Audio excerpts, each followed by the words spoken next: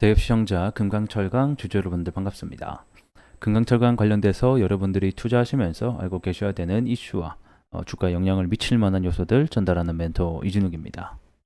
자, 금강철강이 최근에 주가 변동성이 좀 크게 확대가 되고 있습니다. 이러한 영향은 제가 앞전에도 계속 설명드렸다시피 미국과 중국에 대한 관세 내용 때문일 것 같은데, 이런 관세 내용이 드디어 발표가 됐습니다. 그래서 오늘 관련된 내용 좀 함께 살펴보도록 하면서 이 기술적 분석으로 봤을 때에 지금 현재 주가를 움직이고 있는 핸들링은 누군지도 전반적으로 알아보는 시간 가져보도록 하겠습니다.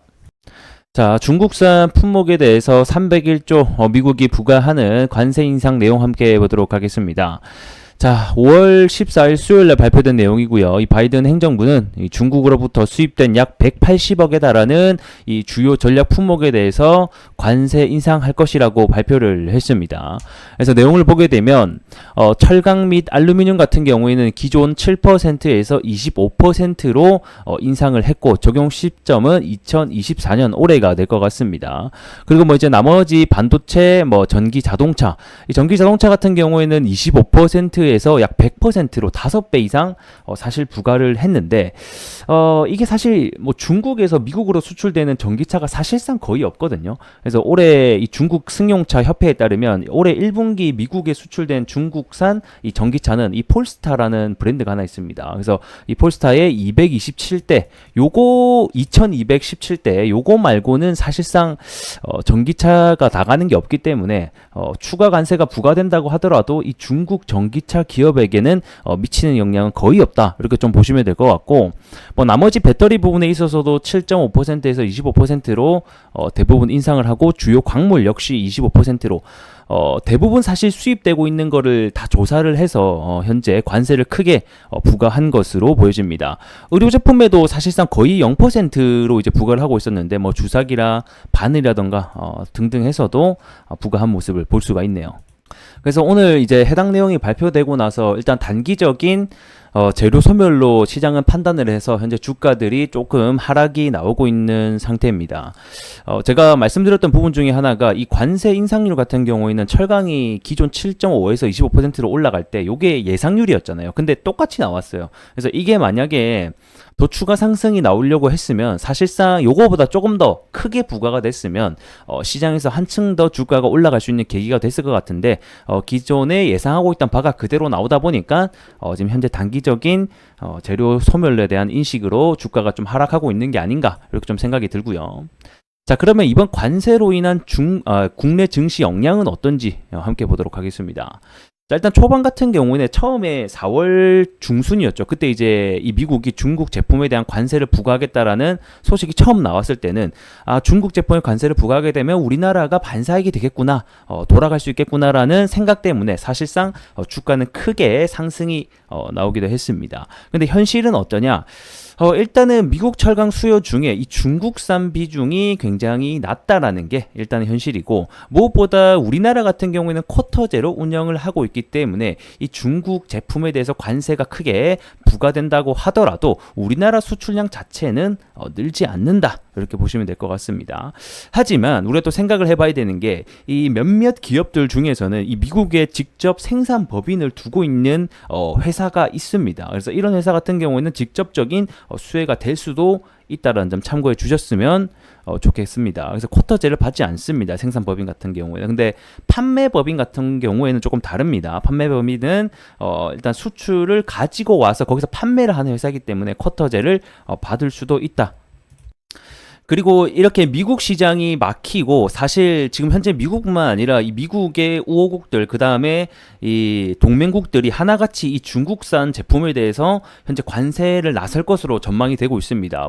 뭐 유럽 쪽이라든지 우리나라도 최근에 이 반덤핑 제소를 시작을 했죠, 후판 가격 같은 경우에는. 그러다 보니까 어쨌든 간에 이 중국산 제품들이 이 미국 외 다른 나라에게도 수출을 못하게 되면 결국에는 이게 우리나라로 또 충분히 들어올 수 있거든요. 그러면 보면 안 그래도 지금 현재 철강 업계가 힘든 상황인데 이 철강에 대한 공급 과잉이 심화가 돼서 이 전반적인 수익성 역시 떨어질 수도 있다라는 점 알고 계시면 좋을 것 같고, 현재 중국 같은 경우에는 이 전 세계적으로 철강 제품을 약 55%로 생산을 하는 아주 중요한 국가 중에 하나죠. 그래서 우리가 철강 가격을 볼 때도 이 중국의 열연 가격을 보기도 합니다. 그래서 만약에 이 중국의 수출이 더 심해진다라고 하게 되면 결국에는 이 철강 가격 하락으로 이어질 수 있기 때문에 이는 곧 실적 악화로 이어지기도 하죠.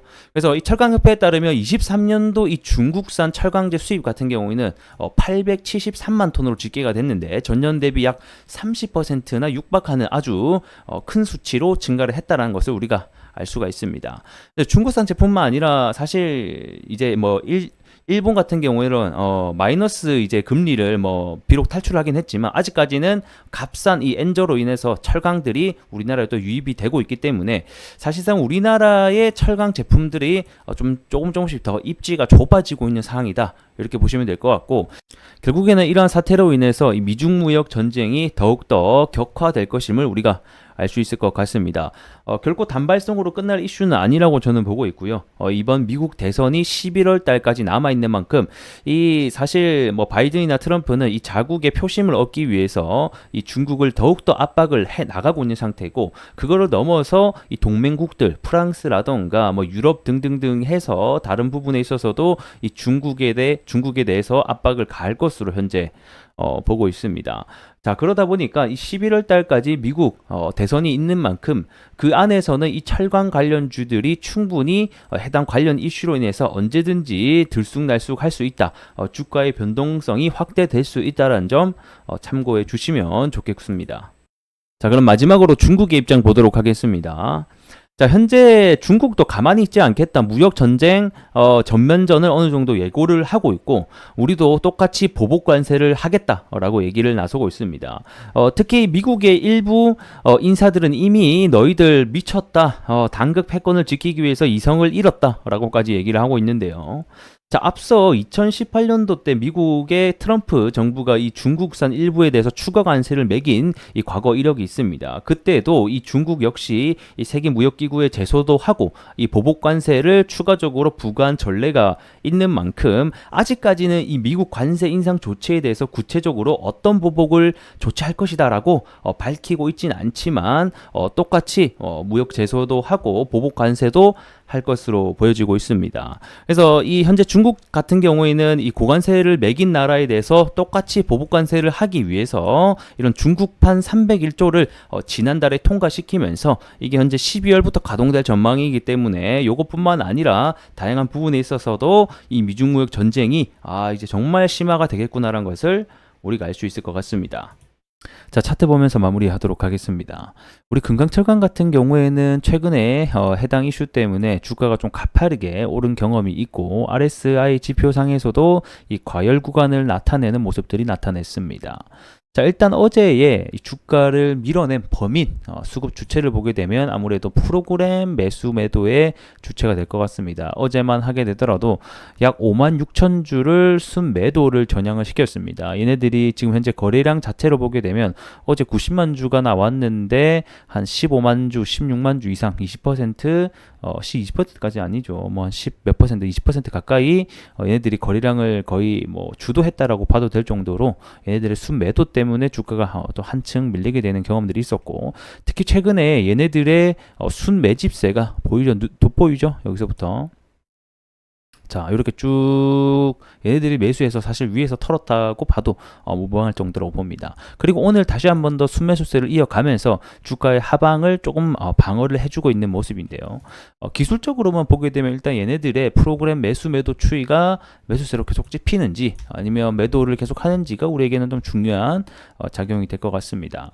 지금 현재 기술적으로 보게 되면 고점이 쫙 낮아지면서 저점은 조금씩 들어 올렸죠. 요건 이제 보통 수렴을 하기 전 상태의 모습으로 보여지는데, 이렇게 하다가 이렇게 쭉 하다가 요렇게 하고 또 맞고 뭐 이런 식으로 하면서 계속 이렇게 수렴을 할 거예요. 그러다가 보면 어느 구간에서 이제 분출을 하겠죠. 뭐 위로 갈지 하방으로 갈지 그 둘 중에 하나를 선택하게 될 날이 올 것 같습니다. 현재로서는 기존에 받았던 이 저항 가격대를 뚫지 못하고 또 내려갔기 때문에 하락에 대한 부분도 우리가 어느 정도 예상을 하고 있는 게 좋지 않을까 또 이런 생각이 드네요. 자, 오늘 영상은 여기서 좀 마무리를 해보도록 하겠고, 좋아요와 구독은 큰 힘이 되니 한 번씩 부탁드리도록 하겠습니다. 그럼 저는 또 다음 영상에 찾아뵙도록 할게요. 고맙습니다.